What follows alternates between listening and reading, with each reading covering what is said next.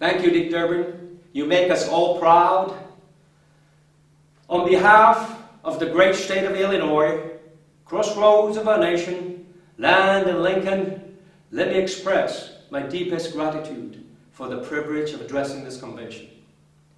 Tonight is a particular honor for me because, let's face it, my presence on this stage is pretty unlikely.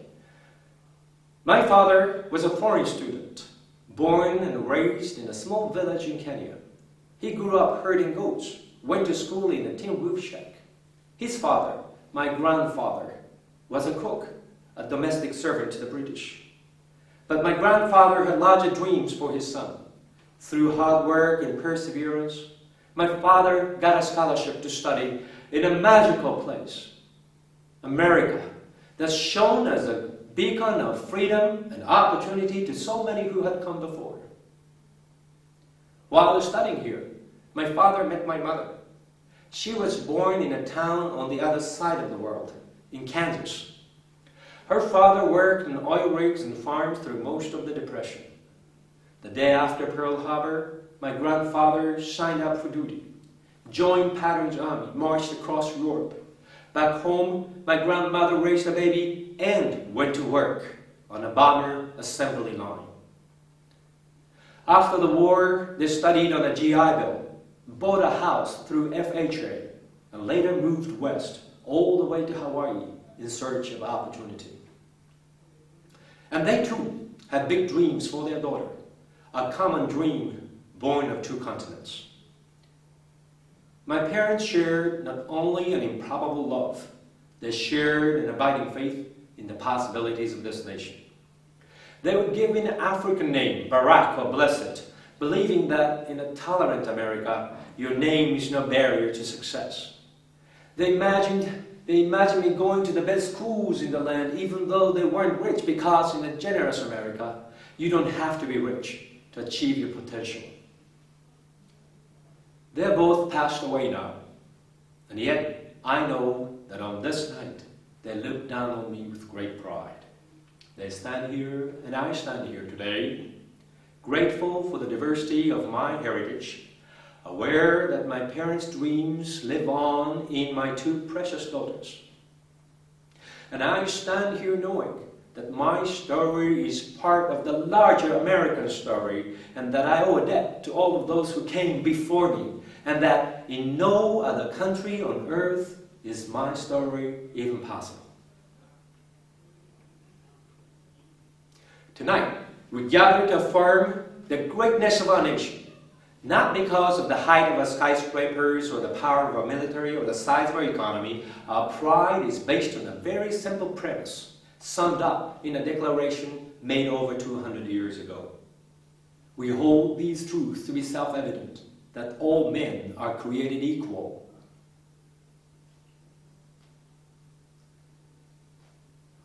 That we are endowed by their Creator with certain inalienable rights, that among these are life, liberty, and the pursuit of happiness.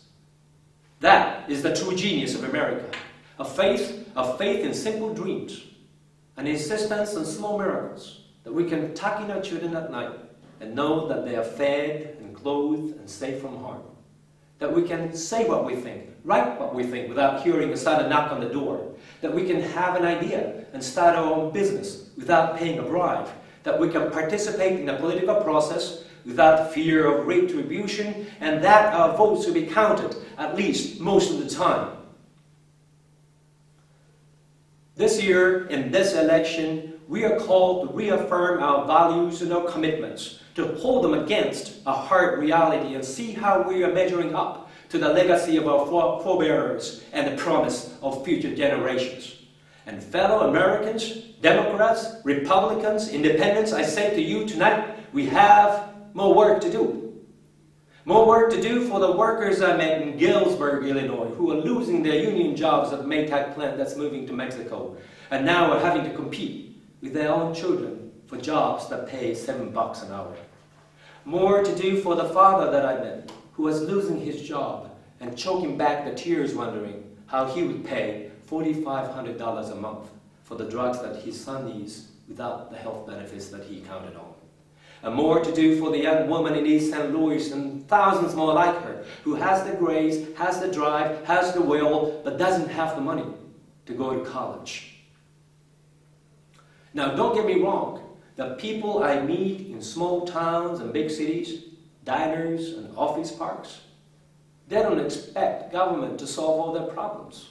They know they have to work hard to get ahead, and they want to. Going to the color counties around Chicago, and people will tell you they don't want their tax money wasted by a welfare agency or by the Pentagon. Going to any inner city neighborhood, and the folks will tell you that government alone can't teach their kids to learn. They know parents have to teach that children can't achieve unless we raise their expectations and turn off the television sets and eradicate the slander that says a black youth with a book is acting white. They know those things. People don't expect government to solve all their problems, but they sense deep in their bones that with just a slight change in priorities, we can make sure that every child in America has a decent shot at life, and that the doors of opportunity remain open to all. They know we can do better, and they want that choice. In this election, we offer that choice. Our party has chosen a man to lead us who embodies the best this country has to offer, and that man is John Kerry. John Kerry understands the ideals of community, faith, and service because they've defined his life.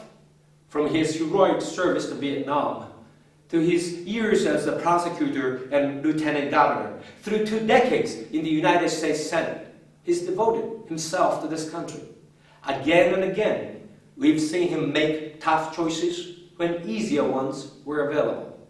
His values and his record affirm what is best in us.